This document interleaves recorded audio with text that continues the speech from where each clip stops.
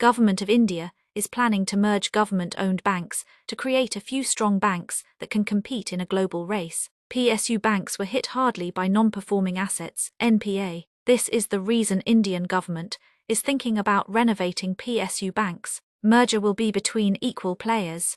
Yes, consolidation of banks will result in forming a few strong banks. These newly formed banks can compete with strong foreign banks and can emerge as a global banks. With increasing NPAs, small banks cannot give more loans, but with merger big banks can better deal with NPAs and may not have to stop giving more loans. Now there are more than required of banks in many areas. For example, there are Andhra Bank, State Bank of India, Syndicate Bank in a small town. After merger, only one branch can replace all these branches. This will result in reduction of operational costs and improved efficiency. Some companies and persons are taking loans from multiple banks and are not repaying. With the merger of PSU banks, this problem will be solved, though merger comes with extra expenses and problems associated with merging. In the long run, merger of banks will yield positive results. Investors are more likely to provide capital for strong banks rather than weak ones. This is the problem currently faced by medium to weak banks. Strong banks like SBI are able to attract investments.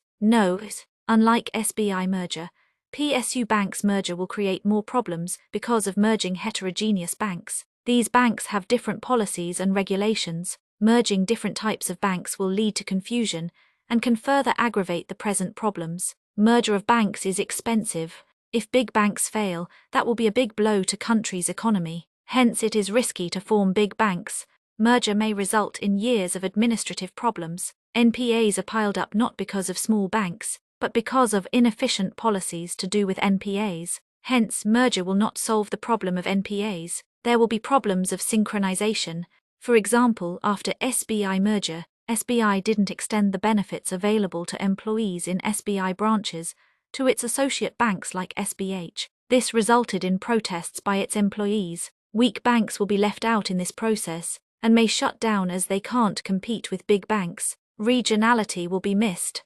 All banks will attain the status of national banks. Even after the merger, there is no guarantee that the newly formed banks can compete in the global race. Several bank unions are protesting that government is going for merger just to privatize the newly formed banks. If that is true, instead of renovating and privatizing, if the present banks are directly privatized, a lot of expenditure of renovation will be saved. The responsibility to reform banks can be transferred to private players. Conclusion: NPA problem may not be solved by the merging of PSU banks, but this will definitely result in cost efficiency and can reduce burden of operational costs for banks. To compete with the world, India need more global-level banks, but how the government deals with the problems associated with merging will decide the success of merging. Afterwards, do you think merger of PSU banks will yield positive results? Express your opinion in the comments section below.